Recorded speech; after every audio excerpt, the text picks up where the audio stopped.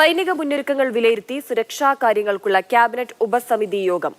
സേനാ വിന്യാസങ്ങളും തിരിച്ചടിക്കുള്ള പദ്ധതികളും യോഗം വിലയിരുത്തിയിട്ടുണ്ട്. പാകിസ്ഥാന്റെ ഭാഗത്തുനിന്ന് തുടരുന്ന പ്രകോപനങ്ങൾക്കെതിരെ ഉദ്യോഗസ്ഥ തലത്തിൽ ഇന്ത്യ ശക്തമായ മുന്നറിയിപ്പും നൽകി.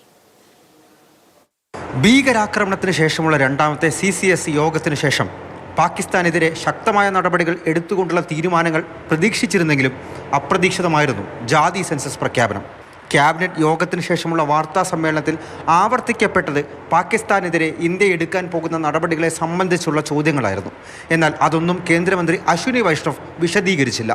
പക്ഷേ യോഗത്തിൽ ചില കാര്യങ്ങൾ വിലയിരുത്തിയിട്ടുണ്ട്, തീരുമാനിക്കപ്പെട്ടിട്ടുമുണ്ട്.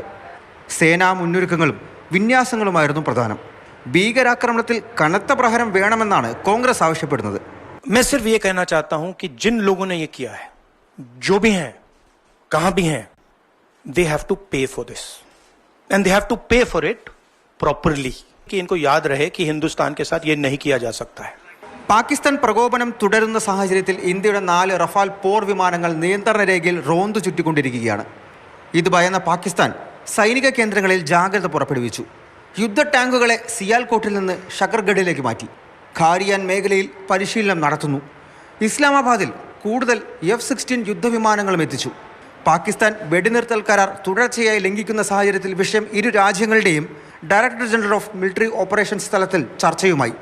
ഇന്ത്യ കടുത്ത അതൃപ്തി അറിയിച്ചിട്ടുണ്ട്. തുടർന്നും പ്രകോപനങ്ങൾ ഉണ്ടാകരുതെന്ന് മുന്നറിയിപ്പ് നൽകി. മാതൃഭൂമി ന്യൂസ്, ഡൽഹി.